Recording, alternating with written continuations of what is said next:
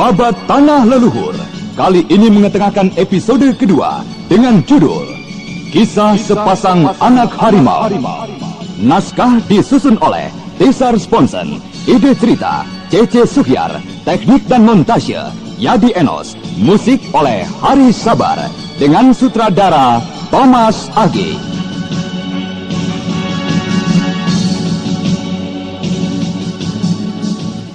Dalam seri ke-43 ini didukung oleh Eli Ermawati sebagai Anti Wulan, Chris Urspon sebagai Saka Palwaguna, Bahar Mario sebagai Seta Keling, Bambang Ciger sebagai Dampu Awuk, Lilinur Indasari sebagai Mayang Telasi, dan pengantar cerita Lukman Tambosi. Selamat menikmati.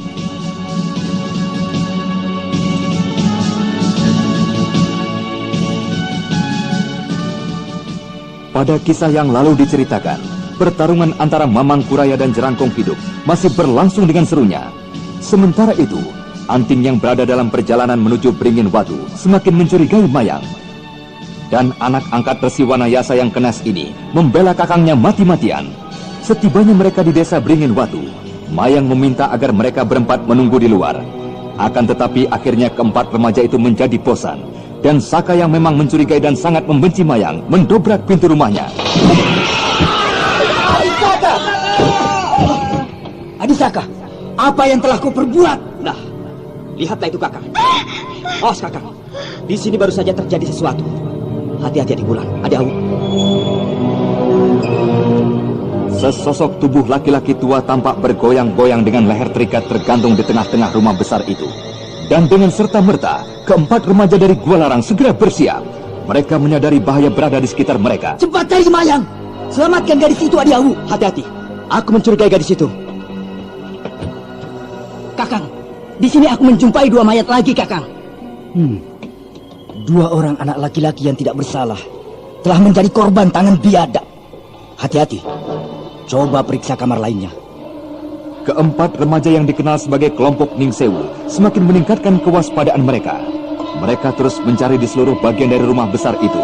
Dan akhirnya, mereka menemukan 7 mayat laki-laki dan wanita yang baru saja tewas terbunuh. Kakang, aku mencurigai Mayang.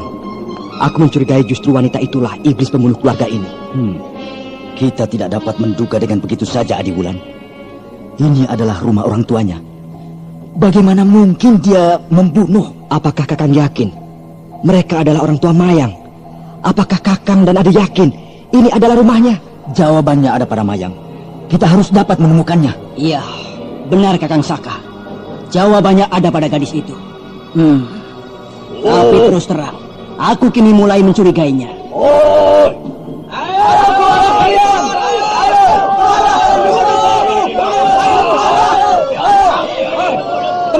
Tenang.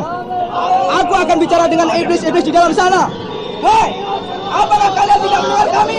Ayo keluar kalian. Nah, ayo keluar. Kakang Sepa, apakah ini bukan merupakan bukti bahwa semua ini adalah perbuatan dari Mayang iblis wanita itu? Kita keluar dari atap itu. Tidak, aku tidak mau. Aku akan menyelesaikan masalah ini. Aku ingin tahu bagaimana mereka dapat mengetahui kita berada di dalam. Dan di sini baru saja terjadi pembunuhan. Benar Kakang Sepa. Kita hadapi saja orang-orang itu. Baiklah, kita hadapi mereka. Mari.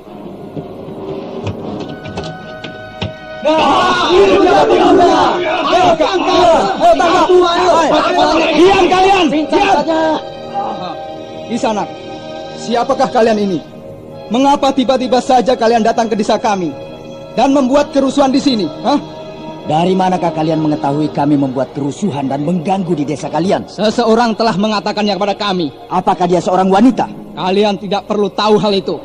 Hei, kalian jagalah keempat anak muda ini. Aku akan melihat ke dalam rumah Ki Mungkul, kepala desa kita. Baik, Kakang. Kami akan menjaga mereka. Kakang Mungkul. Masuklah terus, Kakang. Pasti benar telah terjadi sesuatu di dalam sana. Baiklah, aku akan melihatnya.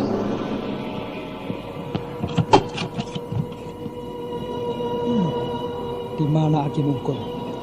Mengapa rumahnya jadi sepi seperti ini? Ki Mungkul.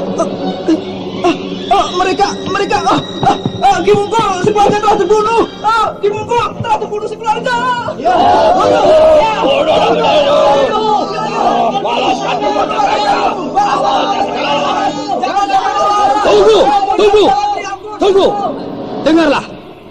Aku sama sekali tidak tahu menau tentang peristiwa pembunuhan ini. Kami baru saja masuk dan keluarga pemilik rumah ini sudah menjadi mayat. Bohong. Jangan mencoba untuk mendustai kami. Kalian berada di dalam rumah kepala desa kami pada saat mereka baru saja terbunuh. Ayo menyerahlah. Kami akan mengadili kalian. Cacing-cacing busuk. Kau benar-benar telah keterlaluan menghina kami. Ayo, majulah kalian semua. Akan kulempar kalian ke parit kecil itu. Lihatlah itu Kakang. Gadis itu memang benar-benar galak dan sudah berani menghina kita pengawal desa ini. Iya. Ayo kawan-kawan, tangkap mereka. Dan malam ini juga akan kita adili mereka. Kita tidak dapat melayani orang-orang ini. Tinggalkan saja mereka. Kita tinggalkan saja mereka, Kakang. Kita hanya memerlukan mayang saat ini. Hei, awas! Jangan biarkan mereka lolos. Kepung! Keempat remaja dari murid pendiri Padepokan Gua Larang itu kemudian pergi meninggalkan para penduduk desa yang sibuk mengepungnya.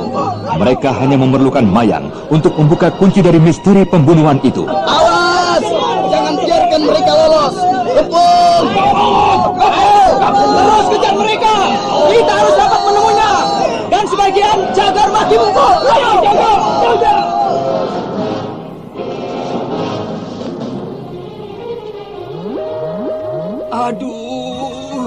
Aduh, sakit yang satu ini betul-betul menjengkelkan.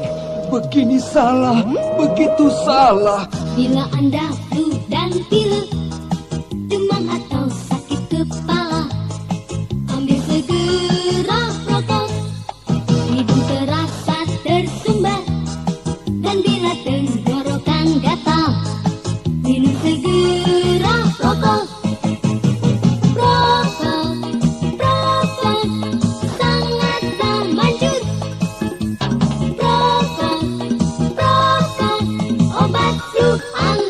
Prokol, obat flu andalan, menyembuhkan secara tuntas pilek, demam, bersin, sakit kepala, hidung tersumbat atau tenggorokan gatal. Anda flu, Prokol obatnya.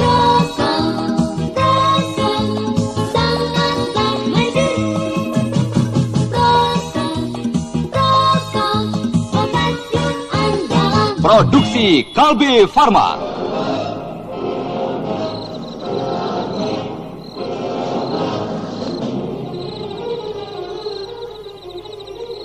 Nah, bagaimana Kakang Seta? Apakah kalian masih juga berkeras hendak menjodohkan aku dengan gadis iblis itu? Sebaiknya janganlah kita menjatuhkan prasangka dulu padanya. Kita harus dapat menemuinya dan mencari penjelasan darinya. Kenapa padaku kalian semua telah lebih dahulu menjatuhkan prasangka? Hal itu akan kami jadikan pelajaran, Adisaka. Pastilah dugaanku semula benar. Gadis itu memanglah iblis betina. Kalian semua terlampau cepat mempercayai wajah cantik. Ya, kita harus segera memecahkan masalah ini. Mayang harus segera kita temukan. Berarti kita harus kembali ke desa itu? Benar. Kita akan kembali ke desa dan mencari Mayang. Ayo.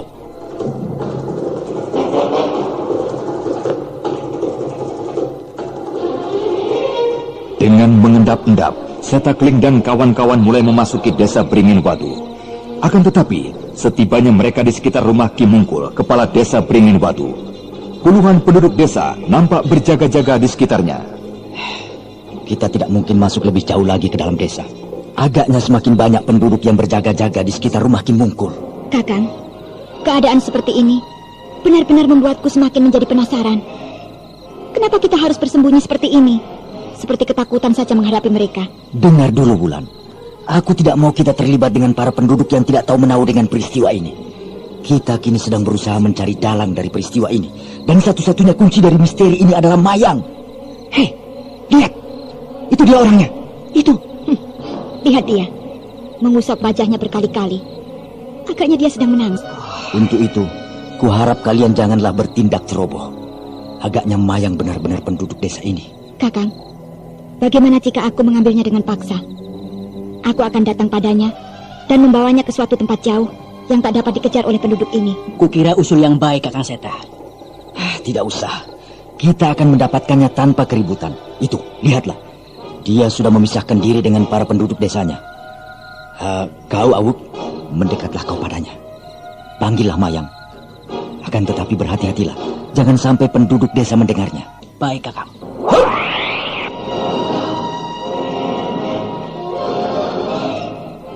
Nah, Mayang semakin mendekat ke pinggir sini. Akan kucoba memanggilnya. Mayang, Mayang, kesinilah. Jangan terkejut. Ini kami. Tuan-tuan, dari Gua Larangkah. Di manakah Tuan berada? Benar. Aku berada di balik pohon besar, di depanmu. Baiklah, saya akan menjumpai Tuan. Hei, Mayang! Hendak kemana kau? Aku hendak ke parit kecil di balik pohon ini. Hati-hatilah, di situ gelap sekali. Kau harus segera kembali untuk mengurus jenazah keluargamu. Aku akan segera kembali. Kemarilah, Mayang. Kakang, ini Mayang sudah datang.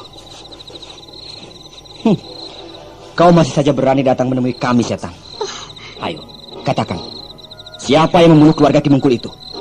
Dan katakan, apakah Ki Mungkul kepala desa Beringin Watu benar-benar keluargamu? Hah? Kalian masih saja mencurigaiku. Bahkan kini, kecurigaan kalian benar-benar sudah melampaui batas. Kalian mencurigaiku yang membunuh keluargaku sendiri. Apakah kalian mencurigai bahwa mereka bukanlah keluargaku? Tanyakanlah pada para penduduk itu. Mereka semua mengenal siapa aku. Maafkan kami, Mayang, jika kami bersalah. Semua yang kami lakukan adalah karena semata-mata ingin menangkap pembunuh keluargamu itu. Lalu, di manakah kau berada saat pembunuhan itu terjadi? Bukankah baru saja kau masuk ke dalam rumah itu? Saya berada di kamar belakang, di gudang rumah kami. Kami sudah mencari seluruh bagian rumah itu, tapi tidak menjumpaimu di sana. Saya disembunyikan ayah di gudang belakang dekat dapur. Dan ayah yang marah pada saya tidak mengizinkan saya untuk menemui tuan-tuan. Saya akan menunjukkan gudang itu pada tuan-tuan sekarang jika masih saja mencurigai saya.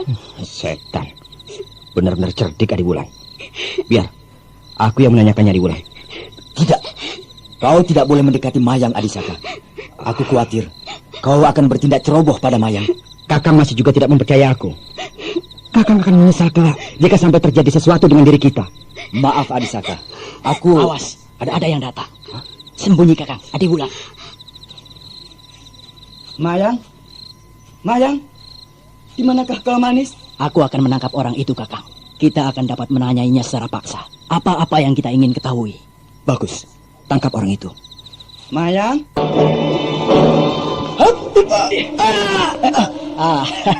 Tenang-tenang sajalah kau.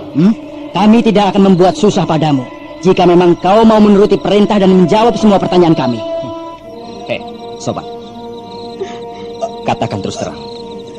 Kau kenal dengan gadis yang bernama Mayang ini? Sudahlah, tuan-tuan. Sudahlah. Kasihanilah dia. Janganlah menyiksanya. Dia tidak bersalah apa-apa. Sejak kapan kau mengenal gadis itu? Apakah sudah lama?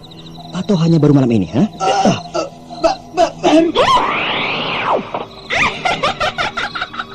Anak-anak bodoh. Alangkah manisnya dan menariknya cerita tentang gadis desa Beringin Watu.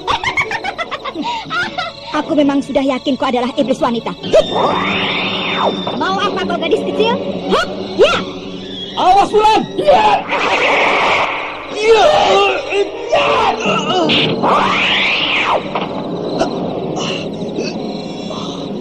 Gila. Hebat sekali tenaga gadis ini. Siapakah dia sesungguhnya? Tunggu, Adiwulan. Adisaka. Siapakah Nona sebenarnya? Kenapa Nona mempermainkan kami seisi padepokan? Kakang, lihatlah itu selendang di lehernya. Dia... Oh, jadi kau adalah bidadari pencabut nyawa. Benar. Akulah bidadari pencabut nyawa. Dan namaku adalah Mayang Telasih.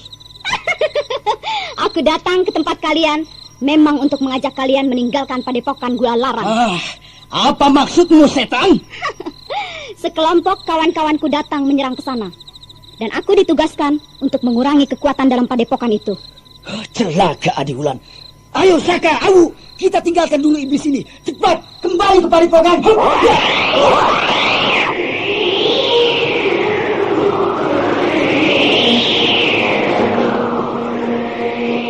Keempat remaja dari Padepokan Gualarang yang menjadi cemas mendengar berita dari Mayang Telasih bidadari pencabut nyawa segera melesat meninggalkan Beringin Watu menuju ke padepokannya.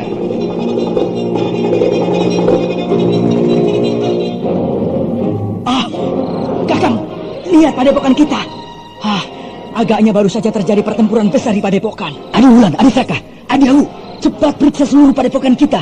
Apakah ada seseorang yang masih tinggal? Kesana kemari, keempat remaja itu melompat mencari seseorang yang dapat ditanyakan perihal kejadian yang baru saja menimpa Gualarang. Akan tetapi mereka tidak berhasil menemukannya. Tidak, Kakang. Aku tidak menemukan satupun kehidupan di sekitar sini. Benar, Kakang. Akan tetapi, sebaiknya kita gunakan saja ilmu 4 arah pembeda gerak. Benar. Ayo kita gunakan ilmu 4 arah pembeda gerak. Hup.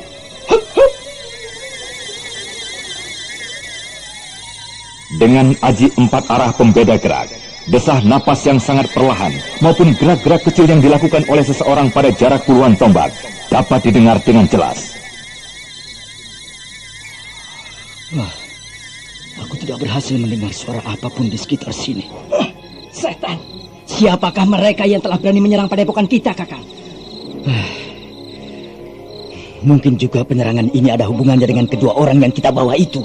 Raden Purbaya dan Gusti Rara Angken? Ya, aku kira demikian.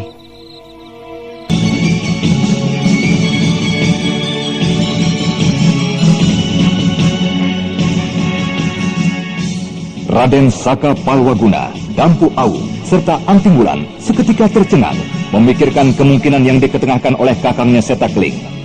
Apakah mungkin penguasa baru dari Karangsedana mempunyai keberanian untuk menyerang padepokan Gualarang yang dipimpin oleh Resi Wanayasa Eyangnya yang masih merupakan kemenakan langsung dari Mahaprabu sana? Nah, para pendengar sekalian, apakah keempat kelompok Ningsewu akan berhasil menemukan Eyang Guru dan kawan-kawannya? Dan bagaimanakah dengan nasib Raden Purbaya selanjutnya? Untuk mengetahui jawabannya, ikutilah kisah Babat Tanah Leluhur yang dipersembahkan oleh Prokol, obat flu andalan, dan Entrostop, obat sakit perut terlengkap dengan khasiat rangkap, bersama Teater Sanggar Cerita di radio kesayangan Anda. Sampai jumpa.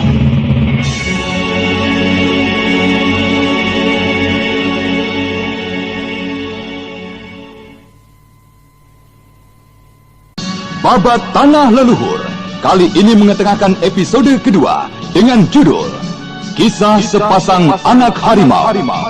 Naskah disusun oleh Tisar Sponsen, ide cerita C.C. Suhyar, teknik dan montase Yadi Enos, musik oleh Hari Sabar dengan sutradara Thomas Agi.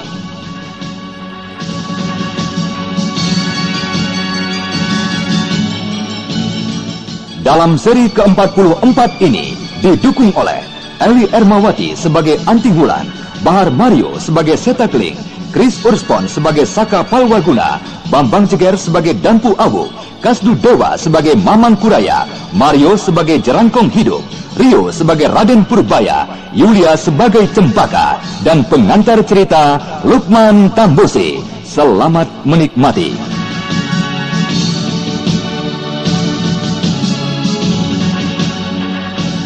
Pada kisah yang lalu diceritakan, keempat remaja dari Gualarang menemukan 7 mayat yang baru saja terbunuh di dalam rumah orang tua Mayang. Sejumlah besar penduduk Beringin Watu tiba-tiba saja telah menunggunya di luar dan menuduh mereka telah melakukan pembunuhan tersebut. Maka kemudian keempat remaja tersebut bertekad untuk mencari Mayang guna memecahkan masalah tersebut. Akan tetapi, ketika seorang penduduk menceritakan kejadian yang sesungguhnya, maka terbongkarlah rahasia Mayang yang selama ini mengaku dirinya sebagai penduduk Beringin Watu. Untuk itu, Mayang pun segera memberi pengakuan bahwa dia sebenarnya adalah Mayang Telasih, si bidadari pencabut nyawa, dan bertugas untuk menyingkirkan mereka berempat dari Gualarang. Dan ketika keempat remaja yang merasa khawatir dengan cerita Mayang Telasih tiba di padepokannya, mereka menemukan mayat yang banyak bertebaran. Setan! Siapa mereka yang berani menyerang padepokan kita? Mungkin mereka ada hubungannya dengan kedua orang yang kita bawa kemari. Raden Purbaya dan Gusti Rara Angken? Ya, aku kira demikian. Lalu di manakah Eyang Guru berada? Tentu Eyang Guru menyingkir bersama-sama dengan saudara-saudara kita yang lain. Iya, aku kira juga demikian, Kakang. Lalu, apakah yang akan kita lakukan sekarang dengan mayat-mayat yang bertebaran sekitar padepokan ini? Kita kumpulkan mereka semua dan kita kebumikan secara layak. Ayo, kita kerjakan saja segera. Hari belum lagi terang. Keempat remaja tersebut sudah mulai dengan kerja keras mengumpulkan mayat saudara seperguruannya dan menggali lubang untuk kubur mereka. Dan ketika matahari telah genap memancarkan sinar. Kakang! Lihat kemari, Kakang! Ada apa, Wulan? Oh, Paman Jatis, Kakang. Paman Jatis telah gugur tadi malam. Ini mayatnya, Kakang. Agaknya mereka yang datang kemari tadi malam adalah tokoh-tokoh pilih tanding, dan tentu saja dalam jumlah yang amat banyak. Setan! Setan kau, Mayang. Kau benar-benar telah berhasil mempermainkan kami. Serahkanlah untukku, Kakang. Wanita iblis itu mempunyai perhitungan khusus denganku. Aku yang akan menyelesaikannya. Tidak, bukan hanya kau, Kakang. Kami pun benar-benar merasa dipermainkan oleh wanita iblis itu. Iya, betul. Aku khawatir kau tidak akan sanggup menghadapinya sendiri. Mayang Telasi memiliki kepandaian yang cukup hebat. Tapi Kakang, aku akan merasa menyesal seumur hidup jika tidak menyelesaikannya sendiri. Sudahlah, Kakang Saka. Kita bicarakan kembali hal itu kelak. Sekarang marilah kita kebumikan jenazah Paman Jatis dan saudara-saudara kita. Ya, kau benar, Adi Awu. Marilah, Adi Saka, kita kuburkan jenazah Paman Jatis. Baru kemudian kita bicarakan hal-hal lain. Dan lagi kita masih harus menemukan saudara-saudara kita yang lain. Raden Purbaya serta Cempaka, Raden Karmapala, dan Eyang Wanayasa.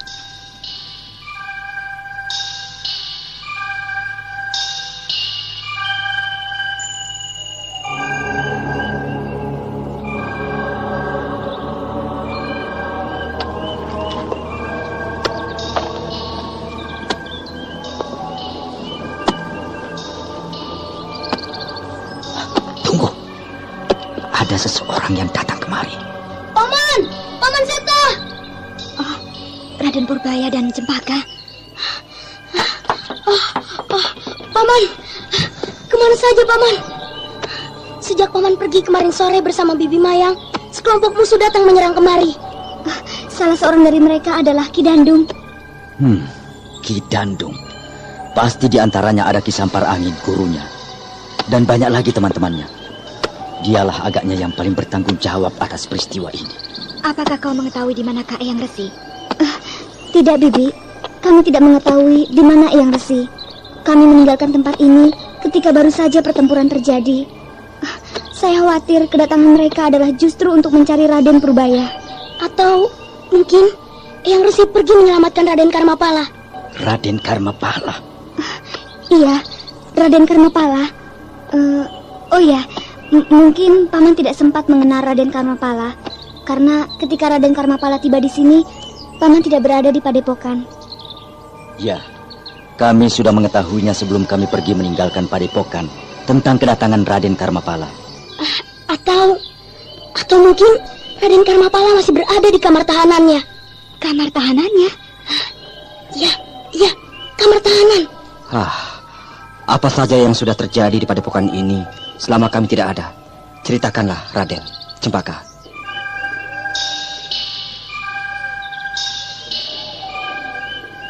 Kemudian Raden Purbaya secara berganti-ganti dan berhati-hati menceritakan semua peristiwa yang telah menimpa mereka, yang mengakibatkan ibundanya Roro Angken meninggal.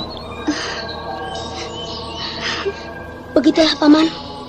Eyang Resi kemudian mengambil keputusan untuk menghukum Raden Karmapala dalam kamar tahanan di belakang padepokan ini. Eyang Resi tidak berhasil menyelamatkan Gusti Rara Angken. Apakah utusan yang Eyang Resi kirim untuk mencari tabib tidak berhasil? Saya tidak tahu, Bibi Wulan. Sampai Gusti Rara Angken meninggal, kami belum mendengar kabar tentang itu. Lalu, bagaimana sekarang Kakang Seta?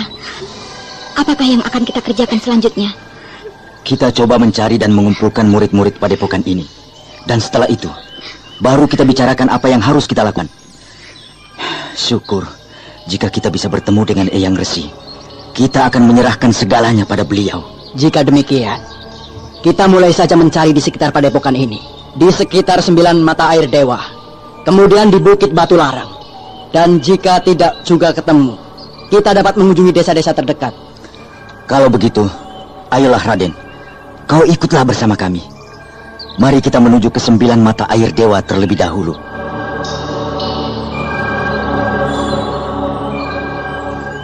Demikianlah, kemudian Raden Setakling bersama-sama dengan ketiga saudaranya, Raden Purbaya dan Cempaka, menuju ke pancuran 9 mata air dewa. Mereka mencari saudaranya dari Padepokan, dan ketika mereka tidak menjumpai seorang pun di tempat tersebut, mereka melanjutkan pencariannya ke Bukit Batu Larang.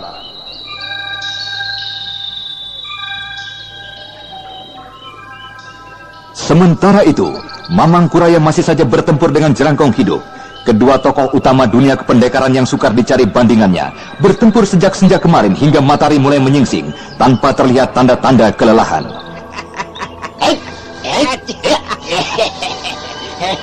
Bagaimana Jerangkong? Hari sudah pagi. Apakah kau tidak ingin beristirahat atau mandi dulu? Aku akan mandi setelah kau menyatakan kalah padaku. Salah. Enak saja. Tidak mungkin Jerangkong.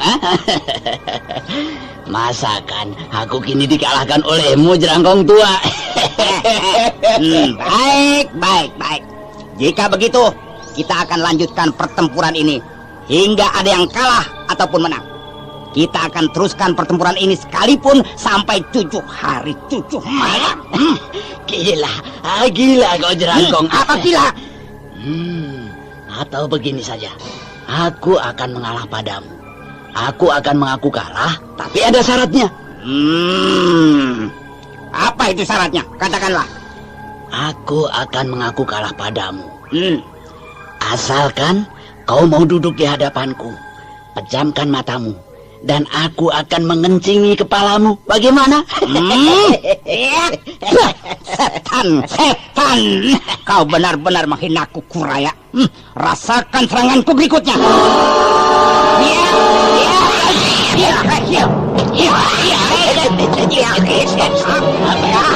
Berhenti, stop.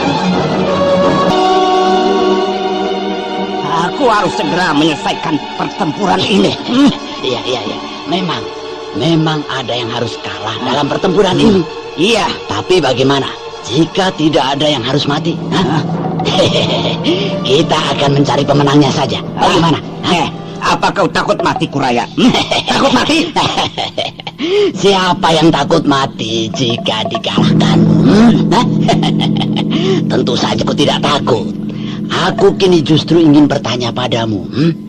Apakah kau berani hidup jika sudah aku kalahkan? Apa maksudmu, Kuraya? Akal licik apa yang akan kau keluarkan, coba? Ayo. Bukannya akal licik. Aku sungguh-sungguh ingin bertanding denganmu dengan cara lain. Dan jika aku menang, aku ingin menikmati kemenanganku itu di hadapanmu yang sudah berhasil ku kalahkan.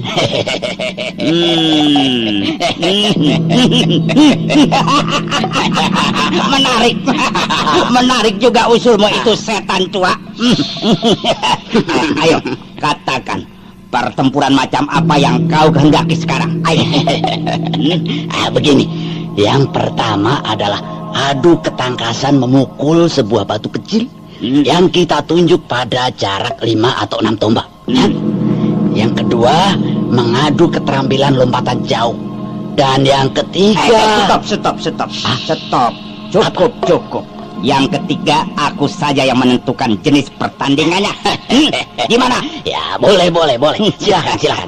Ayo, apa? Dengar.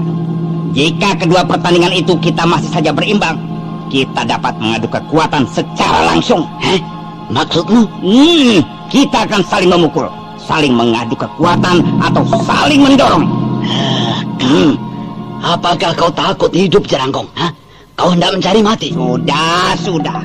Apapun yang akan terjadi, jika pertandingan pertama dan kedua masih saja berimbang, aku menuntut pertandingan tersebut.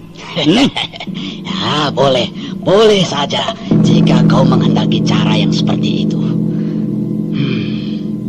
Sayang sekali, jika demikian aku akan mengalahkanmu sebelum sampai pada pertandingan ketiga.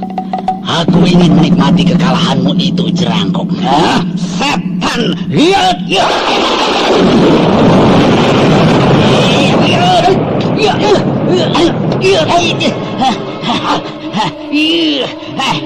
Ayo, cepat tunjukkan padaku batu mana yang akan kita pukul.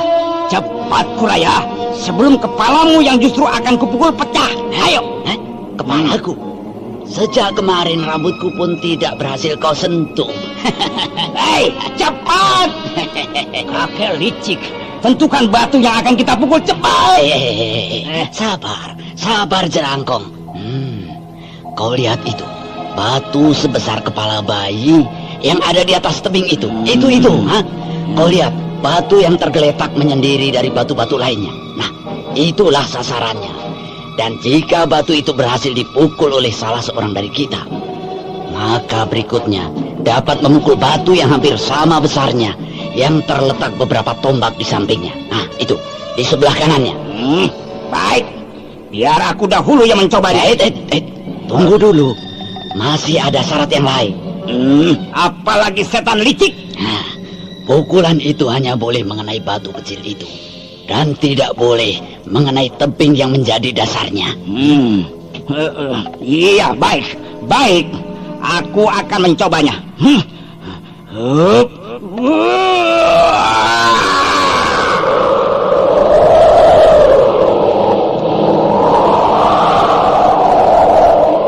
Jerangkong hidup membuka jurus kelelawar sakti.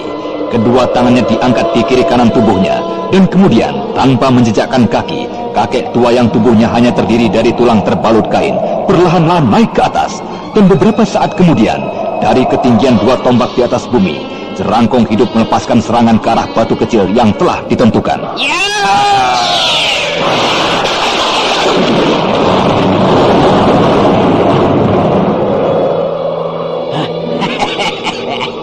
Aku berhasil, Kuraya.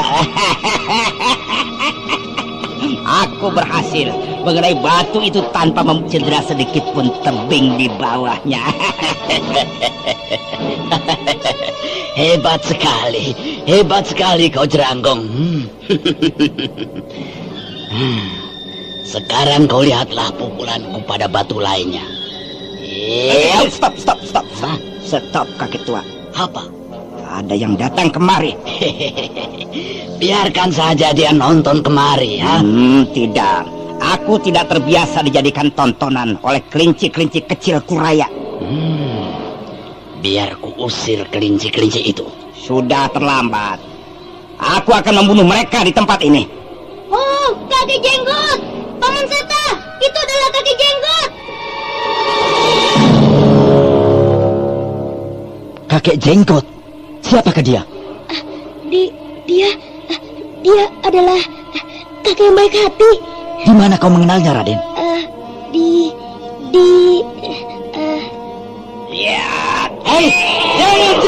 Mamang Kuraya tidak berhasil mencegah serangan Jerangkong hidup yang diarahkan kepada Raden Setakling dan kawan-kawannya.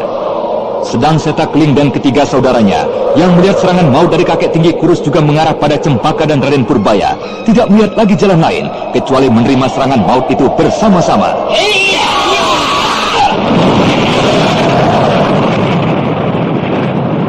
Setan iblis, layani aku.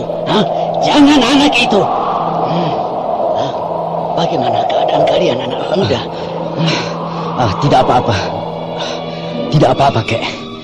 Hebat sekali orang tua itu. Siapakah dia? Pergilah cepat kalian dari sini. Iblis itu adalah Jerangkong hidup. Jerangkong hidup? Bagus. Hebat sekali kalian anak muda. Kalian bisa menerima seranganku dengan nyawa masih lekat di tubuh kalian. Sekarang akan kulihat apakah kau dapat menerima serangan keduaku. Hei, Jerangkong iblis, apakah kau sudah mengaku kalah? Kau takut menerima keadaan hingga kau berpura-pura lupa dengan pertandingan kita. Hei, kita akan melanjutkan pertempuran setelah mereka semua aku jadikan mayat. Mana bisa, Jerangkong? Aku akan tetap menghalangimu. Apakah mereka adalah murid-muridmu? Aku tidak mempunyai hubungan apapun dengan mereka. Tapi aku tidak ingin melihat kau membunuh seorang pun dengan sesuka hatimu di depan mataku. Baiklah. Demi pertandingan kita, aku akan membiarkan mereka hidup. Bagus, Jerangkong. Nah, pergilah kalian cepat dari sini. Jangan. Jangan kau usir mereka dari sini. Biarlah kali ini mereka menonton pertandinganku. Biarlah mereka melihat dengan mata kepala mereka sendiri bahwa Tuhan penolong mereka kuat merangkak, mengakui kekalahannya padaku. Anak-anak muda, tinggallah kalian di sini. Saksikanlah, aku akan membuat kakek jenggot yang menolongmu itu merangkak, mengakui kekalahannya. Kau jangan mimpi, Jerangkong. Lihatlah baik-baik batu kecil di atas tebing itu. Yap.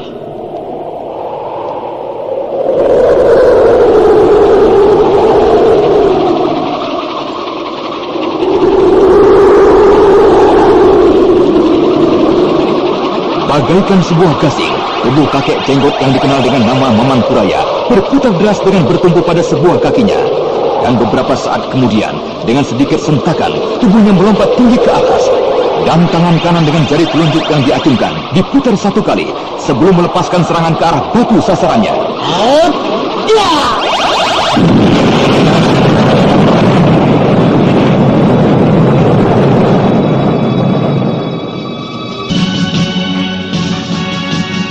Keempat remaja dari Padepokan Gua Larang yang telah bertahun-tahun mempelajari jurus-jurus dari kincir metu menjadi terpukau bagaikan kena sihir. Melihat kincir metu yang dipelajarinya kini menampakkan kedahsyatan yang tak pernah dapat dibayangkan. Nah, para pendengar sekalian, apakah kehebatan dari kincir metu yang disaksikan oleh murid-murid dari Gua Larang mampu mengimbangi kedahsyatan dari kelelawar sakti Jerangkong hidup? Untuk mengetahui jawabnya, ikutilah kisah Babat Tanah Leluhur yang dipersembahkan oleh Prokol, obat flu andalan, dan Entrostop, obat sakit perut terlengkap dengan khasiat lengkap, bersama Teater Sanggar Cerita di radio kesayangan Anda. Sampai jumpa.